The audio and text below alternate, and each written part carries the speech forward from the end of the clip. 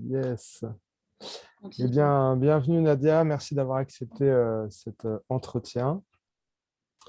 Et je vais te proposer tout simplement de te présenter ta situation personnelle, professionnelle, voilà, à tous ceux qui ne te connaissent pas encore. Merci pour cette invitation. Ça fait toujours plaisir de partager son expérience de vie. Moi, je suis comédienne de théâtre, cinéma, télévision. Et je suis entre le Maroc et la France. Voilà, mais principalement au Maroc, à Casablanca. Et voilà, donc j'ai travaillé en fait sur des productions internationales, beaucoup. Et voilà. Je ne sais pas s'il y a d'autres choses à rajouter. Je suis franco-marocaine. Je suis née à Paris, j'ai grandi à Paris, mais je suis de parents marocains.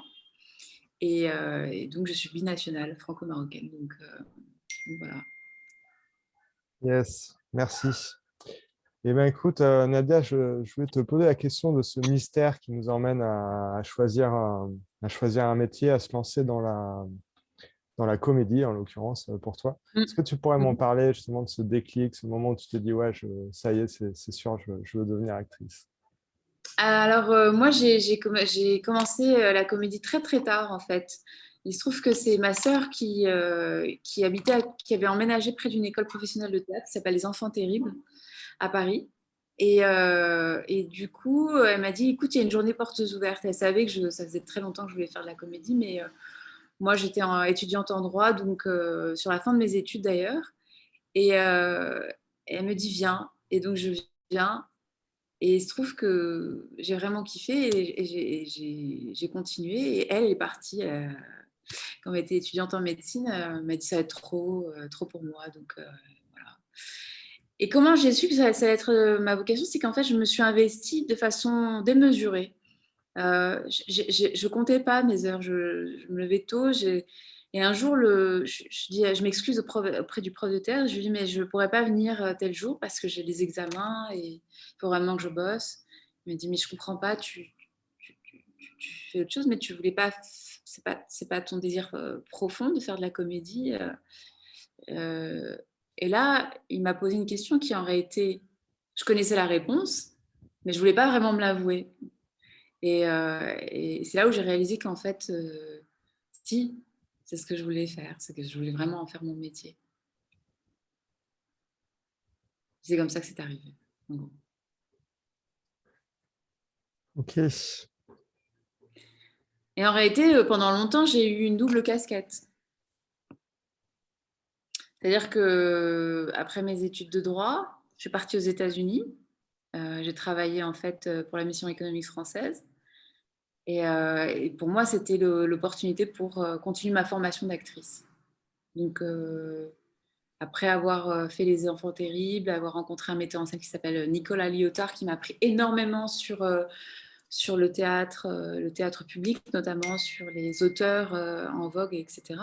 Ça m'a, ça m'a ouvert toute une autre dimension du professionnel.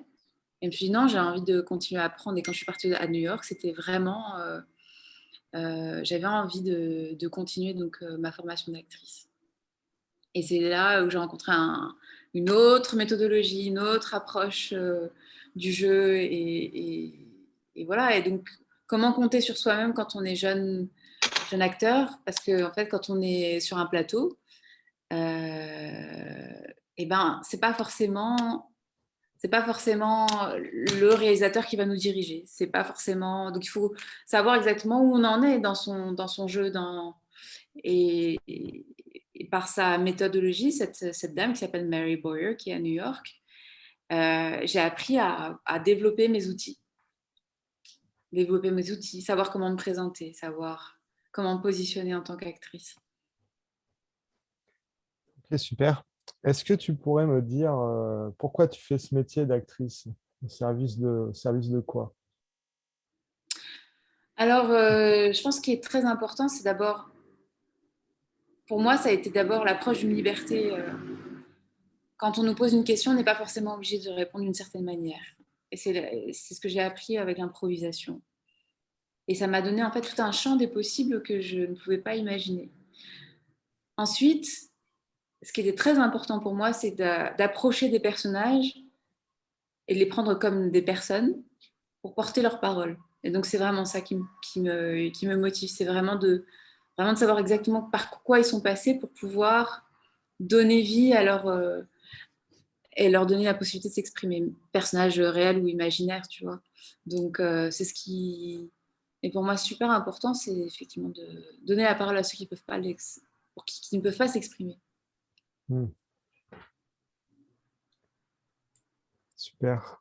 Est-ce que quand tu t'es lancée comme actrice, que tu t'es dit, tiens, j'ai envie de travailler de cœur à cœur avec telle personne ou telle agence, c'est des choses que tu t'es questionné à ce sujet Ah oui, bah, après, il y a des désirs Bien sûr, on a tous envie de travailler avec des grands réalisateurs, de metteurs en scène, euh, mais sans passer par les grands noms. Évidemment, il y a quand je suis arrivée, par exemple, au Maroc, il y avait des réalisateurs qui me fascinaient, qui m'intéressaient, parce que je sentais qu'il y avait une nouvelle vague, en fait, de réalisateurs au Maroc et qui m'ont inspirée. Après, il y a les aspirations et il y a la réalité. C'est-à-dire que c'est que parfois on idéalise un petit peu la relation, on idéalise en fait les gens et quand on s'approche d'eux, quand on démystifie, euh, c'est pas forcément que des rencontres, c'est aussi des histoires qu'on a envie de raconter. Et je pense que c'est ça qu'il faut, pour moi, qui a changé les choses, c'est-à-dire que j'ai arrêté d'idéaliser la relation acteur-metteur en scène. Non, ils sont aussi pleins de doutes et de questionnements. Et donc, on a aussi notre part d'âme à apporter de travail. Ok, yes. Donc, oui, dans ce lien avec le fait de choisir des metteurs en scène avec qui travailler de cœur à cœur, je voulais savoir si de ce fait-là, tu étais aussi clair avec ceux avec qui tu voulais pas travailler ou des choses que tu voulais pas faire dans ce métier. Oui, je pense que j'ai des critères en fait, alors j'ai des idéaux. Oui, j'aimerais bien travailler avec Jacques Audiard, j'aimerais bien travailler avec Villeneuve, j'aimerais bien travailler avec Hazanavicius. Il y a plein bien sûr, il y a des réalisateurs qui t'inspirent, tu vois. Donc ça, c'est les objectifs, on va dire. Et d'autres, Wes Anderson, et des gens qui ont cette sensibilité-là, en fait, de ce calibre-là. Et je pense qu'il faut toujours s'ouvrir à des surprises et heureusement, on en a. Maintenant, en tout cas, je sais qu'il y a des types de personnes avec lesquelles je ne pourrais pas bosser. C'est les tortionnaires. Et je pense ceux qui te malmènent, parce que la relation acteur-metteur en scène, parfois, elle peut te rendre fragile et dans la manipulation, ça peut être un élément très tentant pour un metteur en scène. Et ça c'est quelque chose. Je veux bien me faire manipuler, mais pas malmener, pas maltraiter. Donc à partir du moment où je sens que je suis plus safe, euh, non, je ne suis pas prête à ça. Non, du tout. Pour moi, Hmm. c'est un job, quoi. C'est un métier artistique, mais ça nécessite pas non plus de s'y perdre. Donc, voilà. Ok.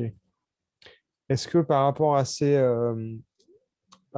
tous ces rêves que tu peux avoir de travailler avec certains metteurs en scène, comment tu t'organises? Est-ce que tu as un rapport à un agenda particulier? Tu utilises des objectifs? Tu vas voir les gens? Comment tu fonctionnes? C'est quoi ton rapport au temps par rapport à ça? Bah, je crois que là, en fait, je suis encore dans une phase professionnelle où je découvre beaucoup de réalisateurs, beaucoup de projets. Donc, il y a beaucoup d'auteurs, en fait, de scénaristes. Et en ce moment, il y a une profusion de projets. En tout cas, moi, je ne suis pas encore au stade où je peux choisir mes projets, me dire, ah si, mais pas d'une certaine manière. Je ne reçois pas des scénarios de Jacques Audiard encore. C'est pas le cas, tu vois.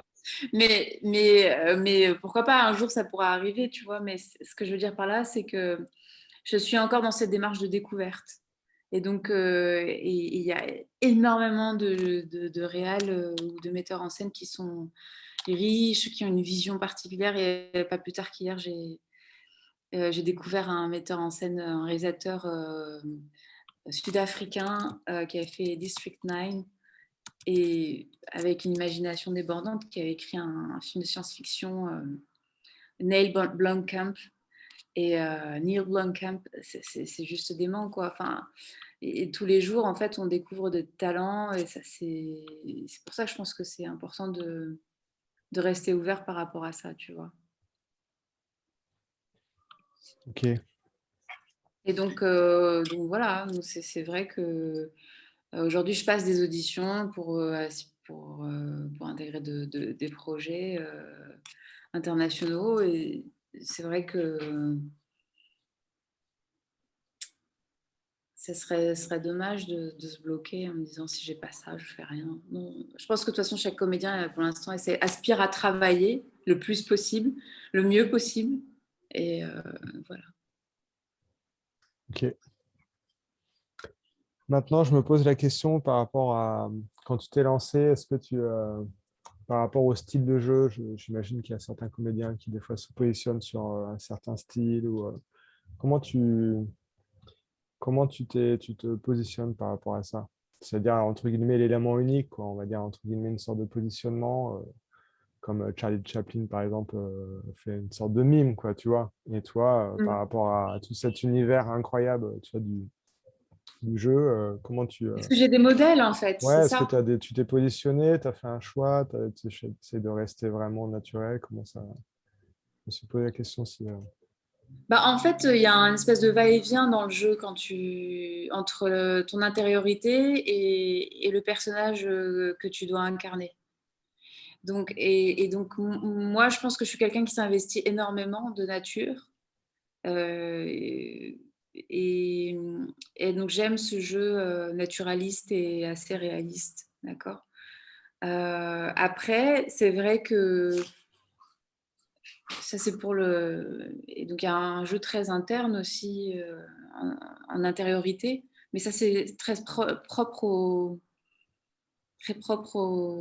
à la caméra, qui permet d'entrevoir toutes ces subtilités du regard, etc.